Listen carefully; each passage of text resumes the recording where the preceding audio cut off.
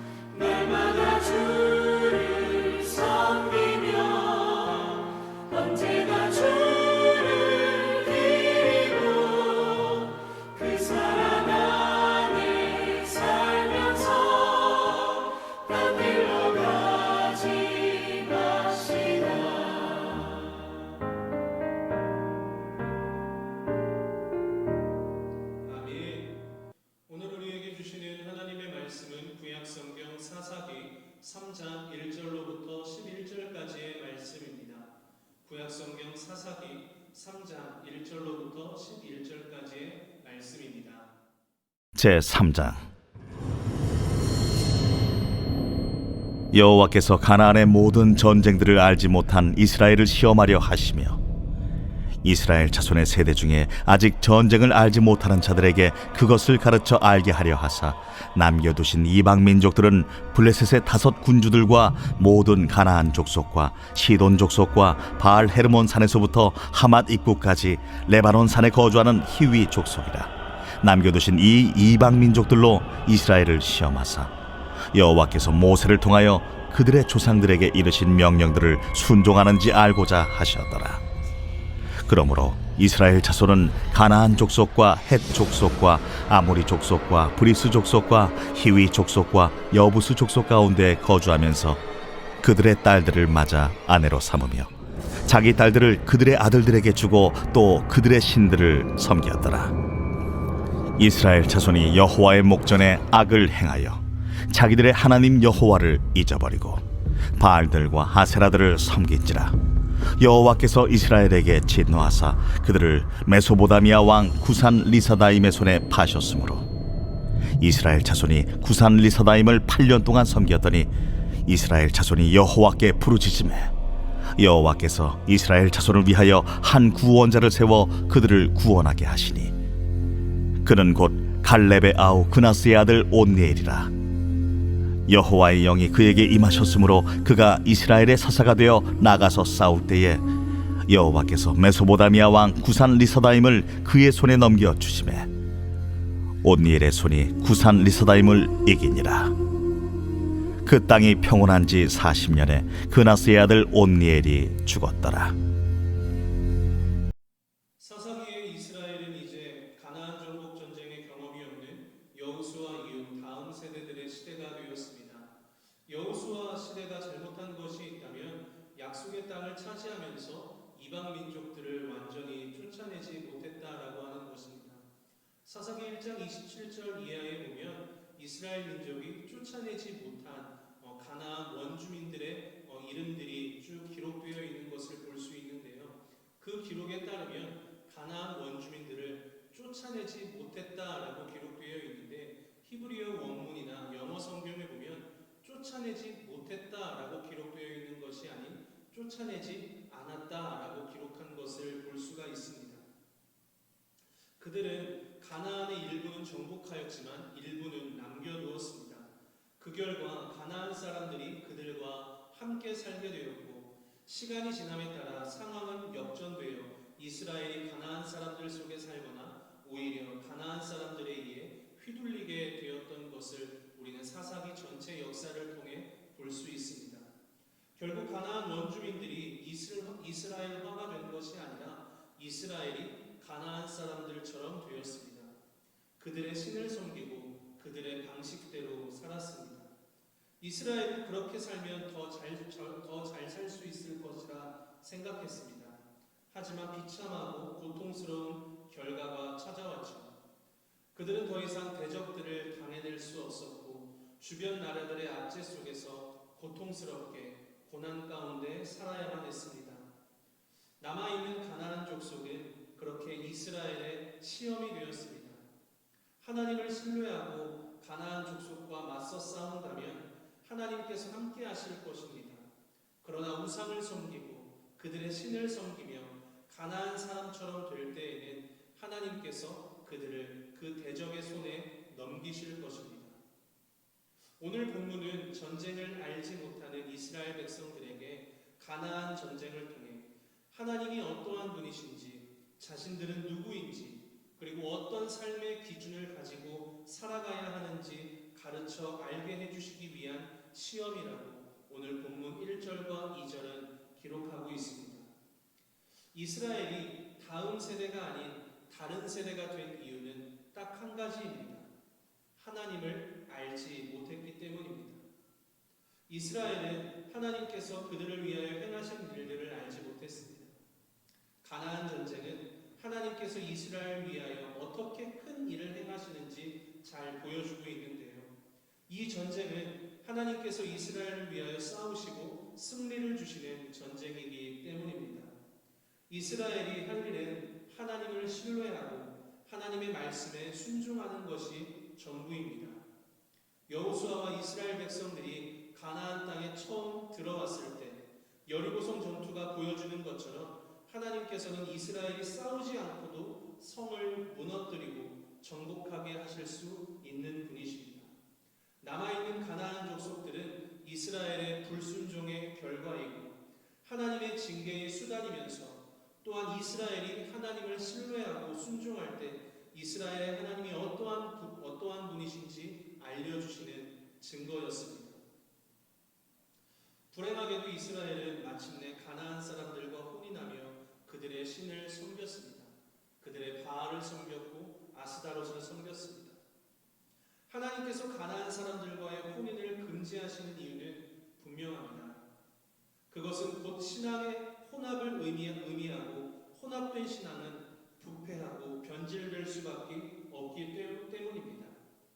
그래서 오늘 본문 말씀 7절은 이스라엘 자손이 여호와의 목전에서 악을 행하였다라고 말하고 있습니다. 곧 하나님을 잊어버리고 기억하지 못하고 하나님 대신 우상을 섬겼다라고 기록을 하고 있죠. 하나님을 잊어버렸다는 말은 단순히 하나님에 대한 지식이 기억에서 사라졌다는 의미가 아닙니다. 하나님을 아는 것이 나의 삶과 아무런 상관이 없다는 말에 더욱더 가깝습니다. 즉, 머리로는 하나님에 대해서 알고 하나님이 어떠한 일을 행하셨는지도 압니다. 하지만 내 마음속에 그리고 삶 가운데 그것이 진짜로 다가오지 않는다는 것입니다. 그리고 사람은 자신이 진짜라고 믿는 대로 사는 법이지요. 하나님의 말씀보다 이 땅의 현실이 더 진짜 같을 때, 그리고 더 현실적일 때 우리는 하나님을 밀어내고 세상을 가까이 하게 되는 것입니다. 우리가 우상을 섬기고 세상 사람들처럼 되어 살아가는 이유가 하나님을 잊어버렸기 때문이라면 우리가 하나님을 섬기고 하나님의 말씀대로 살아갈 수 있는 방법은 하나님을 기억하는 것입니다. 곧 지식으로 아는 정도가 아니라 우리의 마음과 삶에 생생한 실제로 다가오도록 하는 것입니다. 이를 위해서는 하나님의 말씀을 듣고 읽을 때 피상적으로 대하지 아니하고 깊이 묵상하고 기도하면서 그 말씀이 메마른 우리의 심령을, 우리의 마음을 충분히 적시게 해야 하는 것이죠. 그리고 오늘 사사기 3장에서는 세 명의 사사가 등장합니다. 온니엘과 에훗과 삼갈이 바로 그들이죠. 사사란 구원자, 심판자란 뜻을 가지고 있습니다. 이스라엘이 하나님을 잊고 우상을 섬기며 악을 행할 때 하나님께서 이스라엘을 대적의 손에 붙이십니다. 악을 행할 때 괴로움과 고통을 받는다는 것은 그 자체로는 은혜입니다. 악을 행하면서도 행복하고 평안한 것이야말로 저주입니다. 고통 속에서 이스라엘은 하나님께 부르짖습니다. 이것이 참된 회개가 아니라 할지라도 하나님께서는 그 당신의 백성들의 고통 속에 그 부르짖는 소리를 외면하지 아니하시고 모른 척하지 않으십니다. 그리고 바로 하나님께서는 그들을 구원할 구원자, 심판자, 그 심판자를 보내주시는데 그들이 바로 사사입니다. 이스라엘의 첫 번째 사사는 바로 온니엘이었습니다. 그는 사사의 모범적인 전형이었죠. 그는 갈렙을 잇는 믿음의 사람으로 여호와의 신이 임하여 이스라엘의 사사가 되고 백성들을 구원합니다. 온니엘이 살아있는 40년 동안 이스라엘은 평안했습니다. 무탈했습니다. 문제는 온니엘은 영원하지 않다는 것입니다. 그가 죽으면 다시금 그들은 반복된 제약 속에 빠지게 되고 다시금 하나님이 없는 우상을 섬기는 삶으로 되돌아가게 됩니다. 따라서 우리는 온니엘보다 더 나은 구원자를 기대하게 됩니다. 그는 우리를 영원히 구해줄 수 있는 구원자여야 한다는 것이죠. 그리고 두 번째 나오는 사사는 에훗입니다. 에훗은 온니엘과는 상황이 조금 더 다릅니다. 성경은 그를 왼손잡이라고 말하고 있죠.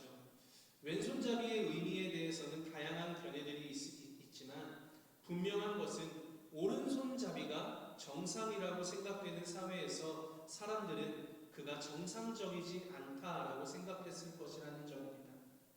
이것이 온니엘과 대조되는 점이죠. 온니엘은 누가 봐도 적합하다고 생각되는 사람이었다면 에훗은 저 사람이 우리의 구원자라고 이렇게 생각될 만한 사람이었던 것입니다. 그리고 마지막 3장에 등장하는 세 번째 사사는 삼갈입니다. 삼갈은 더욱더 의외의 인물입니다. 삼갈에 대하여는 아주 간단히 기록되어 있어 그가 어떤 인물인지 알 수 없습니다. 그가 블레셋 사람을 물리칠 때 사용한 소 무는 막대기는 삼갈의 정체를 더욱더 궁금하게 합니다. 그런 그도 이스라엘을 구원하였습니다. 이처럼 하나님께서는 온니엘과 같은 온전한 사람뿐만이 아니라 에훗과 삼갈과 같이 예상치 못한 사람도 사용하신다는 것을 볼 수 있습니다. 우리의 진짜 구원자이신 예수님을 한번 생각해 보십시오. 그분은 세상이 전혀 예상치 못한 분으로 오셔서 전혀 예상치 못한 방식으로 우리를 구원하셨습니다. 하나님의 생각은 우리가 헤아릴 수 없이 많으며 하나님의 지혜는 이 세상보다 크다라고 기록을 하고 있죠. 예수님은 세상의 논리로 말하는 위대한 왕, 장군으로 오셔서 힘과 능력으로 자기 백성을 구원하지 않으셨습니다. 오히려 가난한 목수로 오셔서 처참한 실패와 저주의 상징인 십자가에 달려 죽으심으로 자기 백성들을 구원하셨습니다. 승리가 아닌 패배를 통해서, 높은 곳에서가 아닌 낮은 곳에서, 지혜로운 방식이 아닌 어리석은 방법으로 하나님의 구원은 이루어졌습니다. 그래서 세상의 지혜로는 우리의 참된 구원자 예수 그리스도를 제대로 알 수 없고 또한 그 예수 그리스도를 바라볼 수도 믿을 수도 없는 것입니다. 믿음으로 하나님의 지혜를 볼 때 비로소 우리는 예상치 못한 우리의 참된 구원자를 바라볼 수 있게 될 것입니다. 이번 한 주도 믿음의 주요 또 온전케 하신 이 예수를 깊이 바라보며 또한 깊이 묵상하며 세상 가운데 승리하는 삶이 되기를 간절히 소망합니다. 기도하겠습니다. 하나님 은혜를 감사합니다. 우리의 전 일생을 바쳐 주님을 더욱더 알기 원합니다.